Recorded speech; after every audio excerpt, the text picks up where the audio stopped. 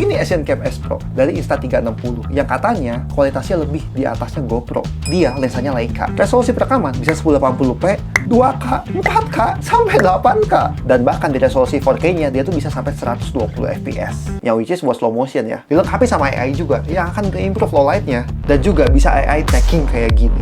Dan layarnya bisa di-flip. Jadi apakah benar dia sespesial itu? Oke, jadi waktu riset-riset, kayaknya emang ini tuh jadi pilihannya sangat-sangat menarik. Kita langsung lihat ke boxnya dulu ya. Waktu buka boxnya simpel, kita akan langsung ngeliat si S Pro-nya. Dan kita dikasih mount-nya juga ya. Kayak gini, gitu. Dan juga kabel Type-C to Type-C untuk ngecas. Sebenarnya ngecasnya bisa pakai charger HP biasa sih. Yang menarik dari sistem mount-nya, ini tuh kan buat ke tripod ataupun kemanapun, dia sistem magnet. Tapi emang tetap ada sih kaitannya, jadi tetap aman. Dan itu bikin dia gampang plug and play, gampang dipasang. Kalau dilihat dari fisiknya tadi ya, si layarnya tuh bisa dibuka. Ini asik banget sih. Jadi, gue akan gunain ini tuh sebagai nge-vlog sebenarnya. Bukan buat action cam sesuatu yang ekstrim. Itu bisa 10 meter di bawah kedalaman laut. Makanya di belakang sini juga tuh ada panduan. Kalau misalkan kalian udah berenang ini di laut, rendam dia di air tawar gitu ya selama 5-10 menit untuk membersihkannya. Dia tuh layarnya tuh ada dua, di depan dan belakang. Tapi yang depan tuh lebih ke indikator. Ketika kita merekaman lagi 4K, 30 fps, atau lagi mode apa gitu. Dan juga ada LED penunjuk kalau misalkan kita lagi mode standby ataupun lagi nge-record. Jadi nggak akan salah pencet lah. Lensanya sendiri, tadi kan gue bilang Leica gitu ya. Dia tuh punya focal length di 16 mili dan f-nya 2,6. Jadi kalau kita lihat ke sisi kiri, di sini tuh ada buat ganti baterai ya. Jadi baterainya dia bisa replaceable. Enak kalau kayak gini, karena pasti kalau udah pemakaian bertahun-tahun, pasti baterainya akan ngedrop, ya udah tinggal beli baterai yang baru, seakan kayak punya action cam yang baru. Dan juga ini ya, ini tuh buat nyimpen si memorinya. Dia pakai micro SD yang kecil. Sama ini si Type-C yang tadi buat ke ngecasnya. Dia tuh sebenarnya tuh bisa pakai mic eksternal juga, tapi kita harus beli si konverternya. Kebetulan gue belum beli. Jadi kalau misalkan kalian mau ngevlog gitu ya, di luar rame, tinggal colok si konverternya, jadi kalian bisa pakai clip-on. Clip-onnya bisa apapun sih sebenarnya. Nah, dia tuh terhubung sama aplikasi. Jadi waktu kita pertama kali nyalain, dia akan minta connect ke aplikasi untuk update firmware, dan juga kita bisa kontrol semuanya dari HP, perekaman gitu ya, ataupun sekedar transfer data. Dan di aplikasinya tadi, makanya gue tadi kan ada nunjukin pakai AI tracking gitu, itu semuanya bisa dilakuin di aplikasinya. Ya pastinya connect ke sini. Jadi ini tuh dia touchscreen-nya super intuitif. Dan kalau misalkan kita pencet-pencet tuh, nah kalian denger ya, ada suara. Dan juga itu tuh ada kayak getaran haptic feedback-nya dikit.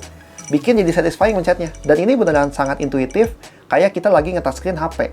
Bikin kita super gampang. Kalau pengen mode, di sini kita lihat ya. Ini mode aja sebenarnya banyak banget. Nanti gue akan coba tunjukin hasil tesnya satu-satu, walaupun nggak semuanya banget. Dan juga ada preset. Nah, di preset ini, kalau misalnya kita nggak mau ribet gitu ya, kita pengen ngevlog, kita pengen diving, kita pengen cycling, udah langsung dipilihin sama dia. Nah, kita lihat di video biasanya dulu. Tadi yang gue mention, dia tuh bisa sampai 8K 24 fps. Sebenarnya kalau dari gue pribadi, ini 8K tuh nggak akan kepake. Kalau misalnya kita cuma ngerekam 8K, ya maksudnya kan filenya akan bengkak banget. Tapi dia kepake waktu perekaman 4K. Jadi, kita tuh bisa setting dia. Si lensanya bisa kayak action cam gitu yang beneran ultra wide dan agak nge-fish eye. Bisa juga dia cuma ultra wide tapi nggak nge-fish eye. Jadi, bagian pinggir-pinggirnya tuh nggak kedistorsi. Ataupun mode biasa, kayak kamera normalnya lah. Jadi, dia tuh datar. Sama satu lagi, dia digital zoom. Bisa kita tinggal tap 2 kali juga. Nah, digital zoomnya ini, karena dia bisa 8K perekamannya, bikin kita tetap 4K hasilnya. Kayak contohnya sekarang, kayak misalkan gue syuting gini kan gue selalu rekam 4K, makanya gue bisa digital zoom kayak gini. Nah, tapi kan ya udah, kalau misalkan gue udah digital zoom, dia nggak mungkin jadi 4K lagi. Tapi kalau ini, ya dia tetap 4K, walaupun dia digital zoom. Dan tadi yang gue belum mention di awal adalah, kalau misalkan di 1080p, dia tuh bisa 240 fps. Wow, gila sih. Ini kalian kalau main slow motion asik banget, kalian misalkan loncat dari tebing atau apapun gitu ya, karena kan ini action cam, itu bakal berasa slow banget. Dan cukup ya perekaman di 1080p untuk flexing itu di sosial media, itu bakal gila banget. Dan di sini tuh kita tetap bisa nyeting manual si kameranya ya. Kayak ada si ISO-nya. Dia sampai 6400 tuh. Terus ada preset-preset gambarnya buat warnanya. Shutter speed juga. Kalau misalkan kalian shutter speed-nya terlalu tinggi ataupun terlalu rendah, kan kadang beberapa lampu suka flicker. Walaupun dia udah ada yang auto juga ya. Enaknya bisa ngatur shutter speed ini adalah kalau misalkan kalian lagi bergerak sangat-sangat ekstrim. Kadang kan si gambarnya tuh motion blur. Kayak gini contohnya ya. Ini gue rekam tuh waktu itu pakai DJI gue gitu. Jadi kalian tuh nggak bisa lihat dengan jelas ini gue lagi rekam apa. Tapi ketika si shutter speed-nya ditinggiin, kalian tuh bisa lihat gambarnya jauh lebih tajam. Dan ternyata dia juga tuh udah bisa perekaman H264 sama H265. Jadi sebenarnya H265 itu kan adalah kodek baru gitu ya. Yang misalkan kalian pengen melakukan pengeditan lebih lagi, 265 itu tuh bagus buat disimpan. Karena biasanya si resolusi filenya relatif lebih kecil. Dan kualitasnya tetap jauh lebih bagus daripada H264. Walaupun nanti hasil render di Premiere-nya H264 lagi. Karena kan kalau di sosial media ataupun di YouTube biasanya dia bisa bacanya itu H264. Oke, jadi ini langsung aja ke kualitas perekaman di siang hari. Ini gue sebenarnya nggak punya action cam yang lain gitu ya. Jadi gue bandingkan aja dengan iPhone. Karena gue rasa kalau bandingin kamera ini dengan iPhone, udah jelas kamera ini kalah. Karena ya iPhone, dia kameranya keren banget gitu kan. Dan harganya pun jauh banget beda. Tapi kita bisa lihat gitu ya. Kalau misalkan di siang hari, sebenarnya ini sama sekali nggak ada problem. Bahkan cenderung mungkin si action cam ini jauh lebih bagus. Dan juga ini super stabil ya. Gue coba lari-lari gitu ya dengan banyak movement, dia bisa menghandle dari si image stabilization-nya tuh sangat-sangat bagus. Kadang low light. Terkenal juga ya, si iPhone itu kan low light-nya bagus, tapi kita bisa lihat. Kita tuh ada dua pilihan. Yang pertama, pilihan video biasa. Jadi ini tuh kayak kualitas RAW-nya. Dan gue sangat sarankan kalau misalkan pengen rekam biasa gitu ya, tanpa low light, pakai perekaman video ini. Karena hasilnya akan sangat-sangat maksimal. Tapi kalau misalkan emang, wah ini gelap banget, kalian bisa lihat perbandingan ini. Ketika gue pakai mode biasa dan mode low light. Improve banget. Jadi dia tuh selain emang di-push si ISO-nya tinggi, dia juga dibantu sama yang gue bilang tadi, AI. Makanya, dia bisa melakukan image processing yang bikin gambarnya itu tetap berasa bagus. Pastinya, kalau misalkan dia yang gelap-gelap banget, dia nggak mungkin. Pasti ada noise. Tapi kalian lihat perekaman ini. Ini tuh agak ekstrim. Gue bandingkan dengan iPhone gue gitu ya. Bahkan di beberapa kondisi, iPhone gue tuh agak udah nggak bisa handle. Ataupun berasa glitchy-nya gitu. Karena kan dia udah terlalu gelap. Tapi si action cam ini ternyata, surprisingly, jauh lebih bagus hasilnya. Ini asik banget, karena beberapa kelemahan action cam juga ya salah satunya adalah di low light itu kan. Karena mungkin si sensornya ataupun si aperture-nya tuh nggak terlalu kecil. Tapi dia bisa handle dengan bantuan AI tadi. Bikin kita enak kalau misalkan pengen ngevlog di siang hari ataupun di malam hari. Salah satu mode yang menarik juga tuh, karena dia bisa merekam 8K, dia tuh seakan bisa mengambil foto dengan kualitas tinggi. Makanya dia ada mode burst foto. Ini gila banget sih. Jadi yang paling OP-nya dia tuh bisa ambil 30 foto hanya dalam waktu 1 detik.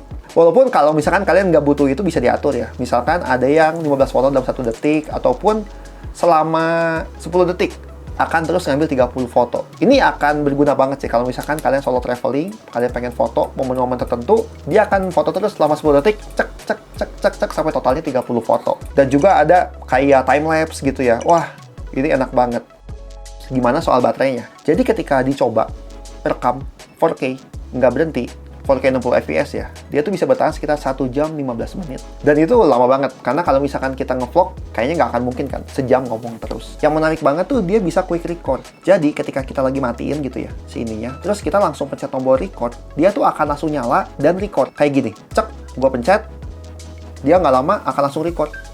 Jadi itu enak banget buat kita yang suka ngevlog, karena kan kalau ngevlog kan pasti potong-potong gitu ya. Kita ngevlog bla bla, terus misalkan udah, kita tinggal pencet, matiin, dia akan nge-save, dan dia akan bilang tuh, dalam 5 detik kalau kita nggak ada action lagi, dia akan mati lagi ke mode standby gitu. Wow, itu enak banget. Bikin kita super-super seamless, karena kan kadang kita mungkin suka males ya, nungguin nyalain dulu, ngerekam, waduh momennya keburu hilang. Kalau ini nggak, dia langsung kayak plug and play lah gitu. Dia tuh ada AI assistant-nya juga. Dia tuh bisa baca gestur tangan kita atau bahkan ada voice command-nya. Ini kepake banget kalau misalnya kita lagi sendiri. Lihat aja nih kayak gini. Start recording.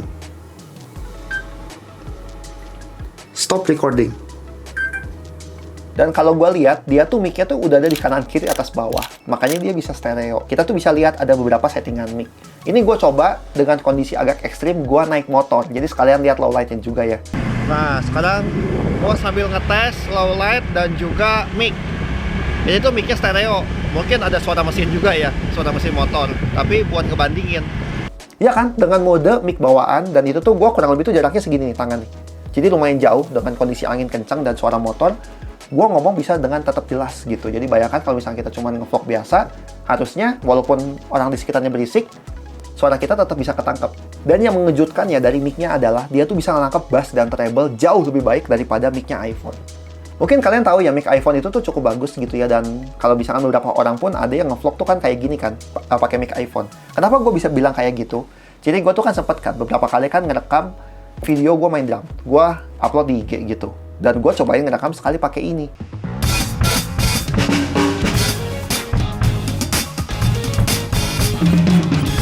Biasanya bass drum yang gak terlalu kedengeran ketika ngerekam pakai iPhone, gue pakai ini kedengeran dengan jelas.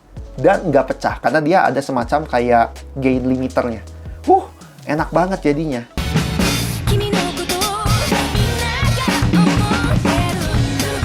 Ya, tapi kalau memang pengen sangat-sangat clear tadi ya, beli si add-on-nya. Gue lupa harganya sekitar 300.000 ya, kalau nggak salah, untuk clip-on. Itu bakal udah jadi kamera action cam plus kamera ngevlog all in one di sini. Oh ya, dia juga tuh udah ada rotationnya. Jadi kalau misalkan kita pengen rekam dia ala-ala video portrait gitu ya, buat di reels ataupun di shorts, dia bisa gitu. Lihat, dia akan muter-muter kayak gini. Jadi ini kamera akan jadi sangat-sangat fleksibel. Dan ya tadi ya, ini layar tuh sangat-sangat gila sih. Gua beli si tripodnya ini gitu ya di Tokopedia, dan karena si layar flipnya ini, dia akan jadi sangat-sangat fleksibel buat ngevlog. Ini enak banget. Kesimpulan, gimana? Buat gua nilai utamanya adalah si layar ini, yang tadi gua bilang. Ini buat ngevlog enak banget, dan gua tujuan yang ngambil ini ya sebenarnya bukan buat sesuatu yang ekstrim, tapi buat ngevlog dan juga untuk ngasih POV yang beda. Kayak contohnya kan kayak yang gue pakai di strap gini yang di badan ya.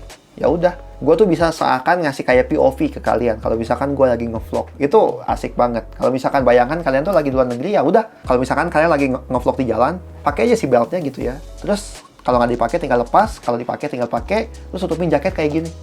Nggak ketahuan kalau misalkan kalian tuh lagi ngevlog ataupun lagi bawa kamera. Dan juga tadi, low light-nya bawa nilai plus banget gitu. Di iPhone sekalipun, kalau misalkan low light, pasti berasa akan ada glitchy-glitchy-nya gitu. Ini pun ada, harus diakui. Tapi, tidak separah itu. Dan tetap bisa enak gitu. Dan lagi, kalau misalkan kita nggak banyak gerak gitu ya, hanya rekam, diam di tempat, wah itu low light-nya sih mantep banget. Ya udah, kalian kalau misalkan penasaran, cek linknya di deskripsi. Gua tuh biasa tuh kalau ambil barang kayak gitu di DTK Pratama. Soalnya, dia salah satu distributor di Indonesia yang gue percaya dan enak sih. Amit-amit ada apa-apa, dia garansinya gampang gitu, dan ya garansinya resmi ya. Jadi ya udah, silahkan lihat gimana menurut kalian. Itu dari gue, semua manfaat.